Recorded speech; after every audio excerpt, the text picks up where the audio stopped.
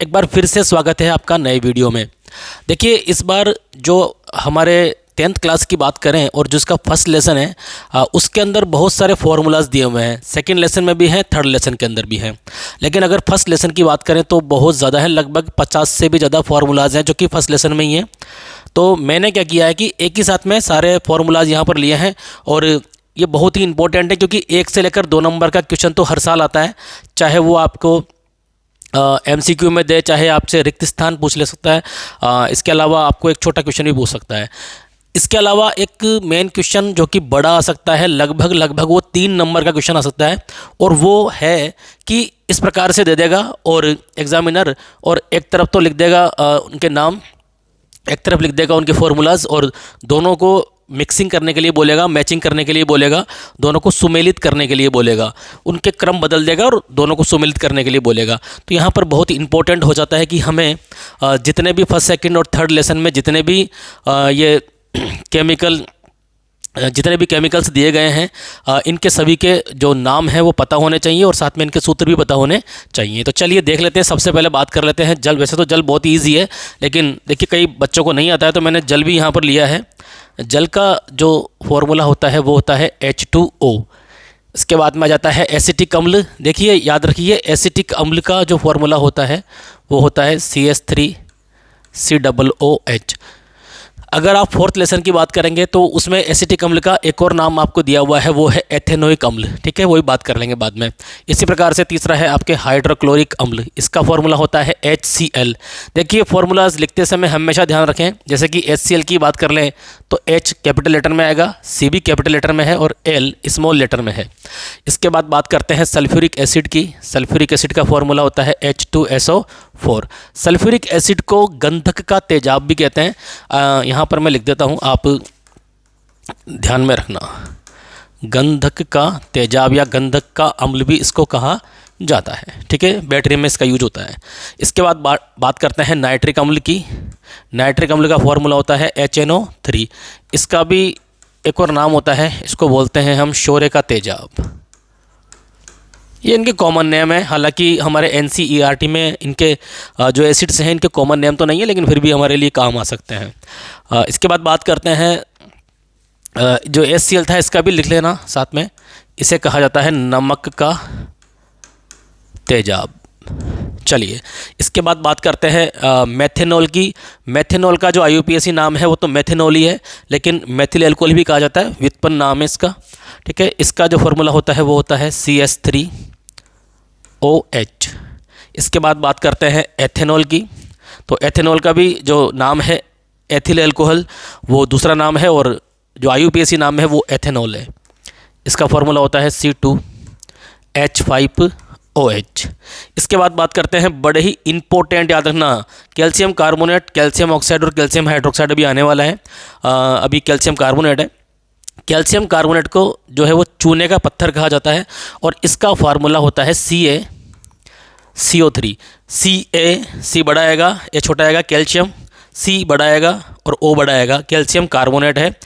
इसे चूने का पत्थर भी बोलते हैं। और अगर आपके मार्बल या संगमरमर में का सूत्र पूछा जाए, मार्बल का या संगमरमर का, और उसका सूत्र पूछते हैं, तो आप कैल्शियम कार्बोनेट यानी कि CaCO3 ही लिखेंगे। चलिए हम दूसरा पेज ले लेते हैं। चलिए आगे चलते हैं, लेकिन उससे पहले मैं आपको बता दूं कि वीडियो को बीच में रोककर आप स्क्रीनशॉट ले सकते हैं और जितने भी फॉर्मूलाज हैं उनको नोट भी कर सकते हैं। चलिए, दूसरा पेज हमारे पास में आ गया है।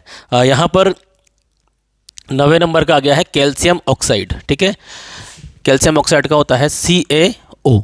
इसे बिना बुझा हुआ चूना भी बोलते हैं। ठीक है, याद रखना इस बात का, कैल्शियम ऑक्साइड को बिना बुझा चूना कहते हैं, कैल्शियम कार्बोनेट को चूने का पत्थर कहते हैं, और जो कैल्शियम हाइड्रोक्साइड अब आया है, कैल्शियम हाइड्रोक्साइड, इसका फॉर्मूला होता है CaOH ब्रैकेट में 2। CaOH होल ट्वाइस बोलते हैं इसको। जो कैल्शियम हाइड्रोक्साइड है इसका सामान्य नाम होता है बुझा हुआ चूना।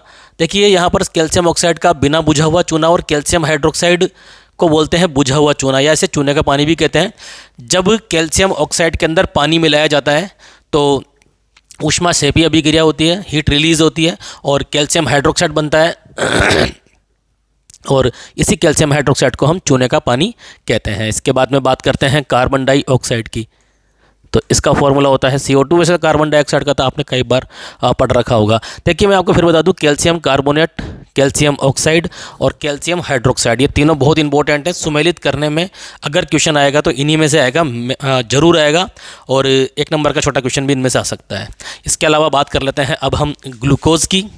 ग्लूकोज का फार्मूला होता है C6H12O6। हालांकि ग्लूकोज का फार्मूला वगैरह तो नहीं पूछेगा। सिल्वर ब्रोमाइड का देख लेते हैं,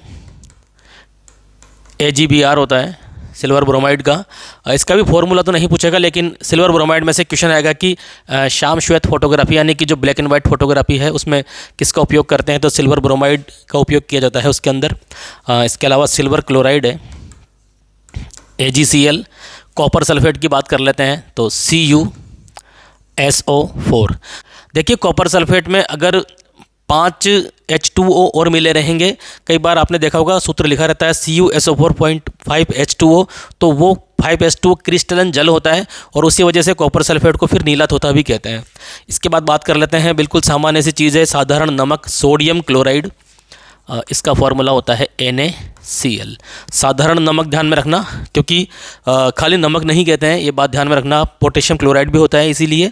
तो सोडियम क्लोराइड को हम बोलते हैं साधारण नमक, जिसका कि उपयोग हम नॉर्मल खाने में करते हैं। तो आप इसका एक स्क्रीनशॉट ले सकते हैं और इसे नोट कर सकते हैं, बहुत ही इंपॉर्टेंट है। फर्स्ट लेसन, सेकंड लेसन और थर्ड लेसन के लिए बहुत इंपॉर्टेंट है। अगले पेज की बात कर लेते हैं। अगला पेज आ चुका है हमारे सामने। सबसे पहले है सोडियम हाइड्रोक्साइड। सोडियम हाइड्रोक्साइड का सामान्य जो नाम होता है वो होता है कास्टिक सोडा, और इसका सूत्र होता है, फॉर्मूला होता है NaOH। ठीक है, इसके बाद में बात करते हैं मैग्नीशियम ऑक्साइड की। तो मैग्नीशियम ऑक्साइड का फार्मूला होता है MgO। जिंक सल्फेट की बात कर लेते हैं। जिंक सल्फेट का होता है ZnSO4। कार्बन मोनोऑक्साइड का वेल नोन होना चाहिए आपको, CO। कार्बन डाइऑक्साइड CO2 होता है, कार्बन मोनोऑक्साइड CO ही होता है। बेरियम क्लोराइड की बात कर लेते हैं। बेरियम क्लोराइड का होता है BaCl2। एल्यूमिनियम सल्फेट की बात कर लेते हैं। एल्यूमिनियम सल्फेट का होता है Al2, फिर आएगा SO4 और ब्रैकेट में आएगा 3। ठीक है, Al2SO4 का होल थ्राइज। बेरियम सल्फेट की बात कर लेते हैं। बेरियम सल्फेट का होता है BaSO4। एल्यूमिनियम क्लोराइड की बात कर लेते हैं, AlCl3। सोडियम सल्फेट की बात करते हैं, Na2SO4। तो ये हमारे पास में अब तक 25 हो चुके हैं। आप स्क्रीनशॉट ले सकते हैं और इनको उधार भी सकते हैं। नोट करना बहुत इंपॉर्टेंट रहेगा, क्योंकि ये लगातार, देखिए वैसे तो फॉर्मूलाज कैसे बनते हैं ये मैं आपको बाद में बताऊंगा कि किस प्रकार से इनको बनाया जाता है, क्योंकि वो एक लंबा प्रोसेस है, लेकिन फिलहाल हमें इनको याद करना बहुत ज़रूरी है, क्योंकि ये आने वाले एग्जाम में बहुत ही ज़्यादा इंपॉर्टेंट है। चलिए अब बात करते हैं 26वें नंबर की, जो कि है मीथेन या मेथेन। देखिए कई जगह पर मेथेन बोलते हैं और कई जगह पर मीथेन भी लिखा रहता है, इसलिए मैंने दोनों ही यहाँ पर लिख दिए हैं। इसका फार्मूला होता है CH4। ठीक है, और एक बात ध्यान में रखना कि अगर हम फोर्थ लेसन की बात करें तो इसका जो संरचना सूत्र है, स्ट्रक्चरल फार्मूला, वो भी आ सकता है, वो बाद में बनाएंगे हम। इसके बाद में बात करते हैं फेरस सल्फेट की, FeSO4। देखिए यहाँ पर लिखा हुआ है फेरस सल्फेट को आयरन 2 सल्फेट। ऐसा इसलिए है क्योंकि आयरन की 2 प्रकार की संयोजकता होती है, +2 होती है और +3 होती है। ठीक है, इसे 2+ और 3+ भी बोलते हैं। तो बड़ी वाली को इक लगाते हैं, छोटी वाली में अस लगाते हैं। ये सब बहुत डिटेल की बातें हैं जो कि बाद में बता सकते हैं, अभी बता नहीं सकते, समय की कमी रहेगी। फेरिक ऑक्साइड की बात करते हैं। फेरिक ऑक्साइड का होता है Fe2O3। यहाँ पर जो आयरन की संयोजकता काम आती है वो आती है 3+ वाली, इसीलिए इसमें इक लगा देते हैं, वो बाद में बताएं कभी। फेरिक, इसके बाद में फेरस ऑक्साइड की बात करते हैं तो फेरस ऑक्साइड होता है FeO। सल्फर डाइऑक्साइड की बात कर लेते हैं, SO2। सल्फर ट्राइऑक्साइड होता है SO3। लेड नाइट्रेट होता है PbNO3 और इसका होल ट्वाइज। लेड ऑक्साइड की बात कर लेते हैं, PbO। तो ये फार्मूलाज और हो गए हैं, इसका भी आप एक स्क्रीनशॉट ले सकते हैं और इन्हें नोट कर सकते हैं, बहुत ही इंपॉर्टेंट है। चलिए तो अब इसके आगे चलते हैं। नाइट्रोजन डाइऑक्साइड दे रखा है NO2। देखिए एक बात ध्यान में रखना, नाइट्रोजन डाइऑक्साइड फर्स्ट जो आपका लेसन है इसके अंदर PbNO3 को गर्म किया हुआ है और वहाँ पर से भूरे रंग का धुआं बाहर निकलता है, वो नाइट्रोजन डाइऑक्साइड का होता है। इसके अलावा और भी रिएक्शन में कॉपर नाइट्रेट को भी अगर आप गर्म करेंगे तो भूरे रंग का धुआं निकलेगा और नाइट्रोजन डाइऑक्साइड का होगा। ये क्वेश्चन आ सकता है। बेरियम हाइड्रोक्साइड की बात कर लेते हैं। BaOH ब्रैकेट में 2 यानी कि BaOH का होल ट्वाइज हो जाएगा। अमोनियम क्लोराइड की बात करते हैं NH4Cl। अमोनियम क्लोराइड का जो साधारण नाम होता है, सामान्य नाम होता है, वो होता है नौसादर। इसके बाद बात करते हैं अमोनियम हाइड्रोक्साइड की NH4OH। Zinc sulphate ZnSO4। Copper chloride की बात करते हैं CuCl2। यहाँ पर ये कॉपर जो है वो सेकंड वाला है यहाँ पर, ठीक है। इसके बाद में लेड क्लोराइड की बात करते हैं तो PbCl2। Zinc oxide ZnO। Manganese dioxide MnO2। तो अब तक 42 हो चुके हैं। आप स्क्रीनशॉट ले सकते हैं इसका एक और नोट कर सकते हैं। चलिए अब अगला देख लेते हैं। अगला है मैग्नीज डाइक्लोराइड MnCl2। इसके बाद बात करते हैं एल्यूमिनियम ऑक्साइड Al2O3। देखिए मैंने कोशिश की है कि कोई भी रिपीट नहीं हो, फिर भी बीच में कोई रिपीट हो सकता है तो उसके लिए क्षमा चाहूँगा। बात करते हैं अमोनिया की NH3। मतलब 2 बार कोई भी नहीं आए, ये मैंने कोशिश की है, लेकिन फिर भी आ जाए तो देखिए क्षमा चाहेंगे इसके लिए। Hydrogen sulphide H2S। Silver nitrate AgNO3। Silver nitrate का सामान्य नाम हमारे यहाँ पर नहीं है NCERT में 10th क्लास में, वैसे इसे लूनर कास्टिक बोलते हैं और जो अमिट शाही होती है उसको बनाने में इसका उपयोग करते हैं। मिटती नहीं हो शाही, जैसे चुनाव वगैरह में यूज़ करते हैं ना, वो लगाने के लिए वो वाली। सोडियम नाइट्रेट की बात करते हैं NaNO3। जिंक नाइट्रेट ZnNO3 का होल ट्वाइज हो जाएगा। देखिए जिंक नाइट्रेट जब आएगा तो NO3 की सिंगल है तो संयोजकता, ये पूरा मैं आपको समझाऊंगा बाद में कभी कि कैसे ये इस प्रकार से फॉर्मूला बनते हैं। पोटेशियम सल्फेट की बात करते हैं K2SO4। तो ये हो चुके हैं 50 हो चुके हैं। आप एक स्क्रीनशॉट ले सकते हैं और इनको नोट करके रख सकते हैं। अब इसके बाद बात करते हैं अगले वाले की 51 से लेकर 58। सबसे पहले है पोटेशियम क्लोराइड। याद कीजिए मैंने आपको सोडियम क्लोराइड लिखाया था, जहाँ पर बोला था कि उसको साधारण नमक कहते हैं, क्योंकि पोटेशियम क्लोराइड भी होता है, ये भी नमक ही होता है। पोटेशियम ब्रोमाइड की बात करते हैं KBr। के बड़ा आएगा, ठीक है, याद रखना इस बात का। तो सही लिख देता हूँ दोबारा से मैं, KBr, ठीक है। Barium iodide BaI2। देखिए कैपिटल लेटर और स्मॉल लेटर का बहुत ध्यान रखना पड़ता है जब हम सूत्र लिखते हैं। इसके बाद में है potassium iodide Ki। Barium bromide BaBr2। Zinc carbonate ZnCO3। Magnesium chloride MgCl2। Ammonium hydroxide NH4OH। Weak base है, एक दुर्बल क्षार है अमोनियम हाइड्रोक्साइड। चलिए 58 हो गए हैं, आप एक स्क्रीनशॉट ले लीजिए। चलिए इसके बाद में है सोडियम जिंकेट Na2ZnO2। इसके बाद बात करते हैं सोडियम हाइड्रोजन कार्बोनेट NaHCO3। अब देखिए यहाँ पर इसके कुछ साधारण नाम भी दे रखे हैं। सोडियम हाइड्रोजन कार्बोनेट भी बोलते हैं, और एक और केमिकल नाम है इसका, वो है सोडियम बाइकार्बोनेट। इसके अलावा ऐसे बेकिंग सोडा भी कहते हैं, खाने का सोडा भी बोलते हैं, क्योंकि खाने के सोडा जो हम यूज़ करते हैं वो यही होता है बेकिंग सोडा, सोडियम बाइकार्बोनेट या सोडियम हाइड्रोजन कार्बोनेट। तो यहाँ पर आप लिख सकते हैं इसका लिए, इसे हम खाने का सोडा भी बोलते हैं। चलिए इसके बाद बात करते हैं सोडियम कार्बोनेट Na2CO3, ठीक है। इसे धावन सोडा भी कहते हैं। इसमें 10H2O मिलाया जाता है जब इसको जलीय सोडियम कार्बोनेट बोलते हैं, ठीक है। इसके बाद कैल्शियम हाइड्रोजन कार्बोनेट की बात करते हैं CaHCO3 ब्रैकेट के बाहर 2, यानी कि कैल्शियम हाइड्रोजन कार्बोनेट का हो जाएगा CaHCO3 का होल ट्वाइज। इसके बाद बात करते हैं विरंजक चूर्ण CaOCl2, कैल्शियम ऑक्सीक्लोराइड भी बोलते हैं। देखिए विरंजक चूर्ण के उपयोग और इसका निर्माण कैसे होता है, ये बहुत ज़्यादा इंपॉर्टेंट क्वेश्चन है, सेकंड लेसन के अंदर है, अम्ल और क्षार वाले के अंदर। ये अब तक हो चुके हैं 63 हो चुके हैं, आप स्क्रीनशॉट ले सकते हैं। इसके बाद में अब आ गया है plaster of Paris. Plaster of Paris की बात करते हैं तो इसको कैल्शियम सल्फेट का अर्ध हाइड्रेट भी बोलते हैं और इसका फार्मूला होता है CaSO4.1/2 H2O। ठीक है, इसका फार्मूला होता है CaSO4.1/2 1/2 H2O। जिप्सम की बात करते हैं, जिप्सम को बोलते हैं कैल्शियम सल्फेट का डाईहाइड्रेट और इसका फार्मूला होता है CaSO4.2 H2O।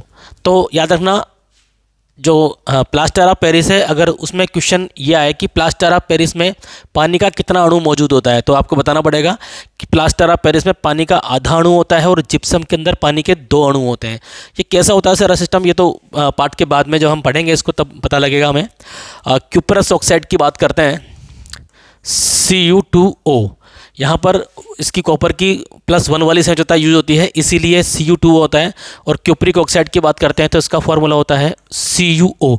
देखिए हमेशा थोड़ा सा बच्चे उल्टा कर जाते हैं कई बार, क्यूपरिक में बड़ी संयोजकता यूज होती है, क्यूपरस में छोटी वाली यूज होती है, तो क्यूपरिक ऑक्साइड होता है CuO। यहाँ पर 2+ वाली यूज होती है, बैलेंस करने के लिए ऑक्सीजन काम में रह जाती है।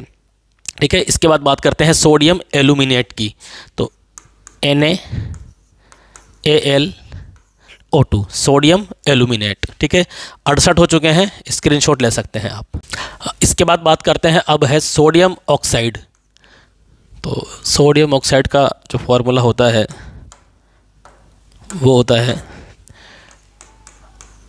Na2O। इसके अंदर पोटेशियम ऑक्साइड होता है K2O, नाइट्रस ऑक्साइड होता है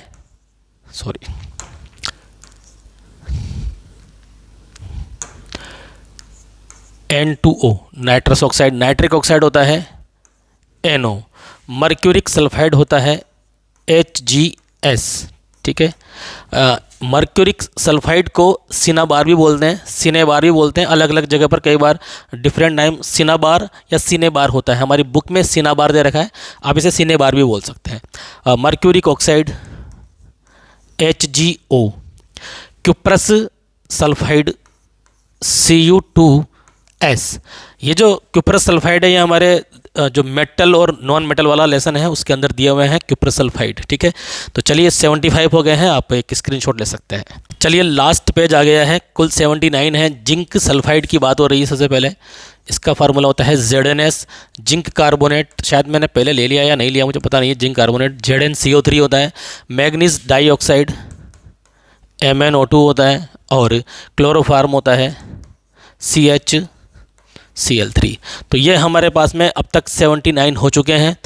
इनमें से बहुत सारे ऐसे हैं जो कि बहुत ज़्यादा इंपॉर्टेंट हैं और गारंटी के साथ में मैं बोल सकता हूं कि आप अगर इनको ध्यान से पढ़ लेंगे तो 1 से लेकर 2 नंबर तो निश्चित आएंगे ही आएंगे। याद तो सभी को करना पड़ेगा, हो सकता है इनमें से बहुत सारे आपको याद हों।